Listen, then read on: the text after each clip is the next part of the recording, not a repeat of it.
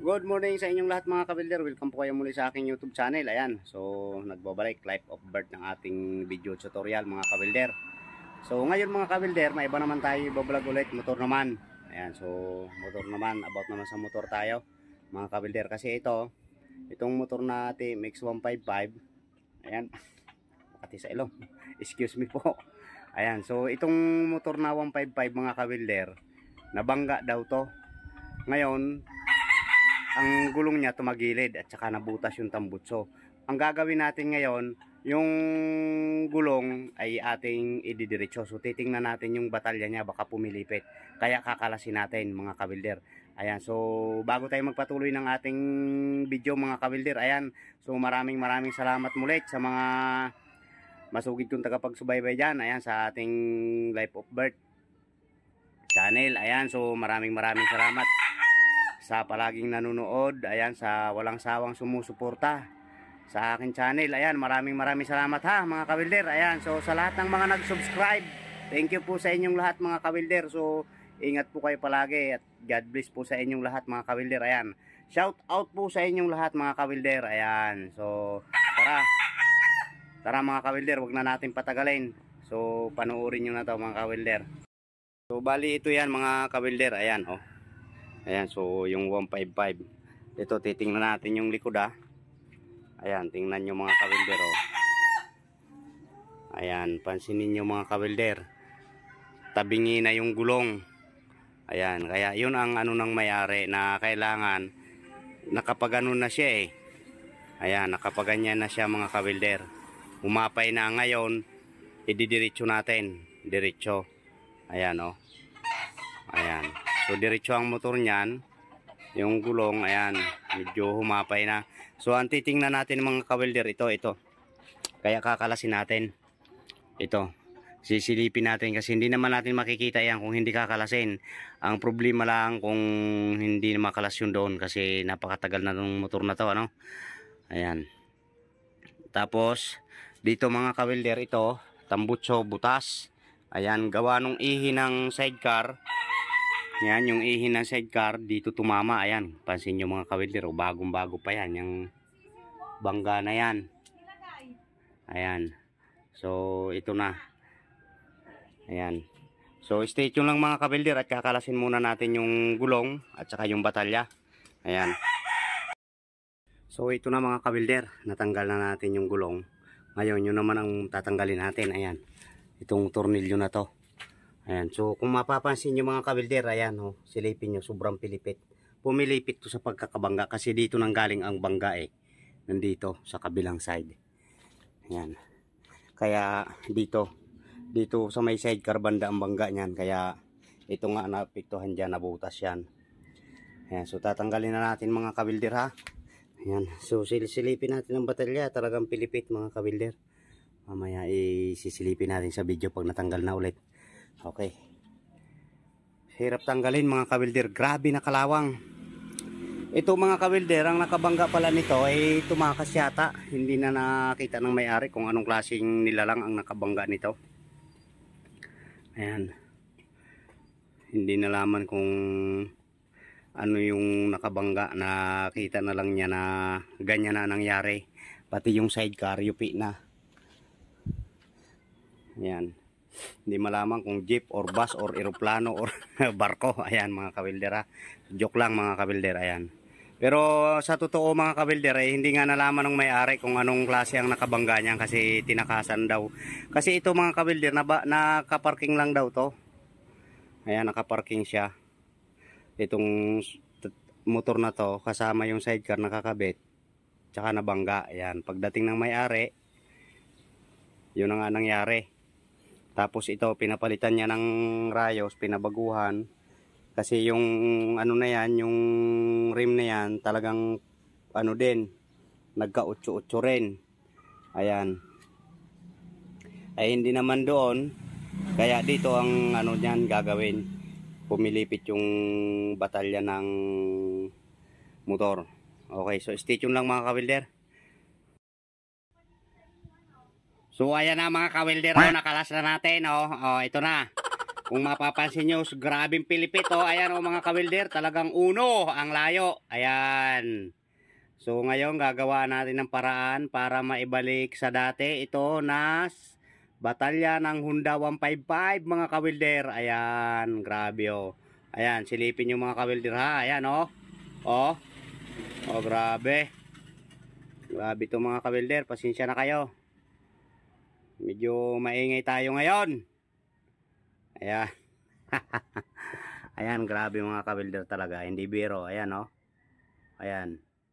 Pagdating doon sa dulo, talagang layo sa baba. Oh, ayan oh, ayan oh. Ayan mga kawilder oh. Grabe. Ang layo. Kaya lang kailangan natin ito ng sukat bago natin galawin, kasi pagka ginalaw natin na hindi nakasukat, baka sumikip dito sa paglagay ng gulong dito. Okay. So para hindi na tayo maghirap dito mga kawilder, ang gagawin ko dito ay, kasi napakatigas nito, alam ko, kasi naggawa na ako dati nito, talagang nahirapan ang damdamin ko dito. Tatry ko pa rin isikwat, ano? So isisikwat natin. Ayan oh, grabe ang layo mga kawilder. Sa ganung presyo medyo ano tayo dito, dihado. Bale, ang mahalaga ay makatulong tayo mga kawilder. Ayan. So mamaya makikita nyo mga kawilder kung anong gagawin natin dito sa batalya na to, ano? Ayan.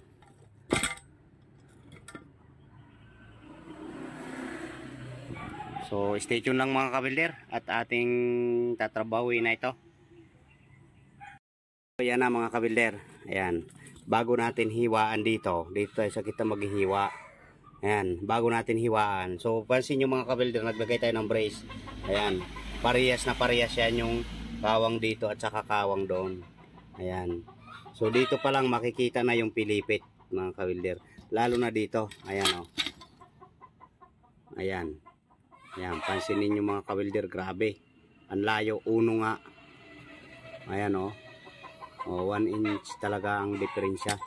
Kaya kahit anong gawin align sa gulong, hindi makukuha gawa dito mga kawilder. Ayan.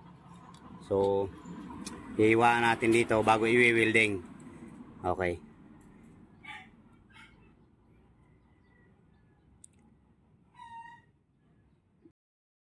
So ayan na mga kawilder, nahiwa na natin. Ayan o. Ayan. Tubo lang talaga yan. Yung ano na yan. Ayan, ang layo pa. So sisikwatin natin siyempre. Mga kawilder, sisikwatin natin to. Tapos i-welding na. Okay.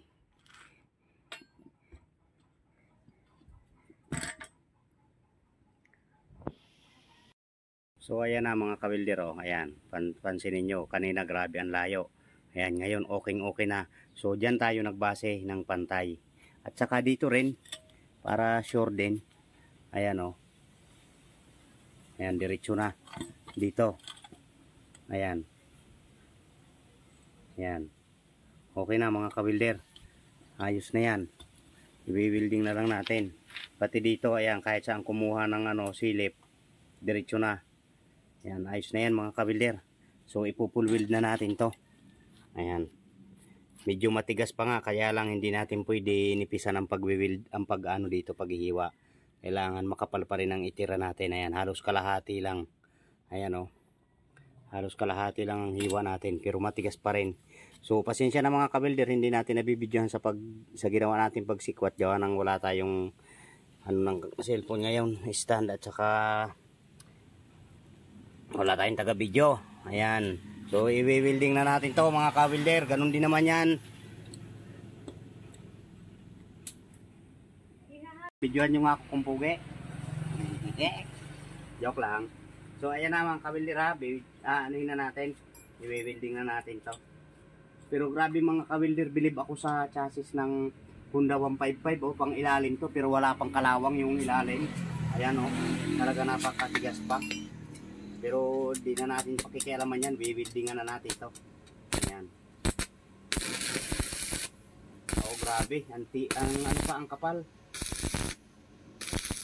yung pagbe-building nito mga ka-welder, kailangan sagad doon sa ilalim. Okay, so sa mga ano dyan, mga professional, alam yon kung saang ilalim yon mga ka-welder. Ayan. So silip ulit. Ayan, walang nagbago. Okay. Kailangan patagos doon sa ilalim mga ka-welder. Para ang dating solid pa rin, parang original pa rin.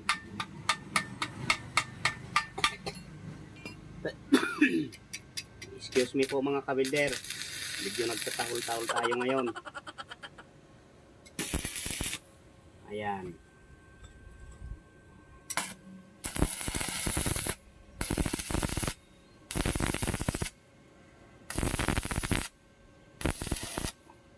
Yun.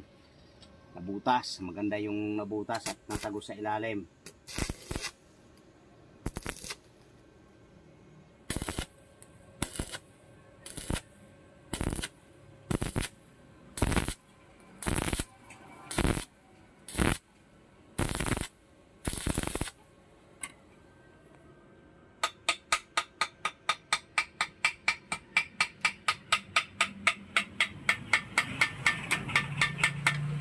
Mga ka-welder, oh, grabing kinis.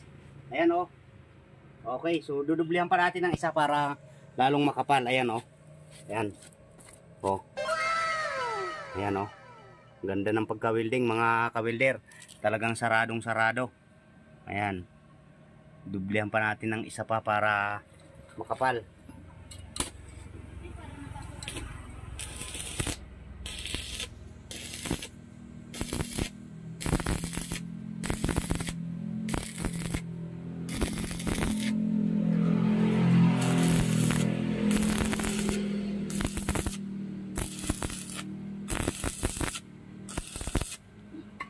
Okay, silip. Ayan, so walang nagbago mga ka-welder. Ayan oh, itong diretsyo na to papunta roon sa bakal. Walang nagbago. Ayan. Okay, so ikakabit na lang natin to mga ka-welder. Ayan, so stay tuned lang at ikakabit na natin. Mamaya na natin videohan pagka naikabit na doon mga ka-welder. Ayan. Okay na to. So yan mga ka-welder, na ilagay na natin to na batalya. Yan. Tapos yung mga sak na lang ito. Yan naman ang mahirap nito, ang pagbalik. Ang pagbabalik. Mahirap. Dahil dito pala ito. Ayan. So ayan, stay tuned ulit mga ka-welder. Mamaya na natin ipakikita pag tapos na talaga mga ka-welder. Sige na. So ayan na mga ka-welder, na ikabit na natin. Ayan oh. Ayan, tapos na. So ngayon sisilipin natin ang gulong. Ayan oh. Napakadiretso na mga ka-welder. Ayan. Silipin nyo yung gulong papunta roon sa tangke. Ayan, diretso na yan mga ka-welder. Ayan. So dito hindi na natin to pakikialaman kasi wala naman to sa usapan namin, okay? Ayan. Okay na mga ka-welder oh. Tapos na.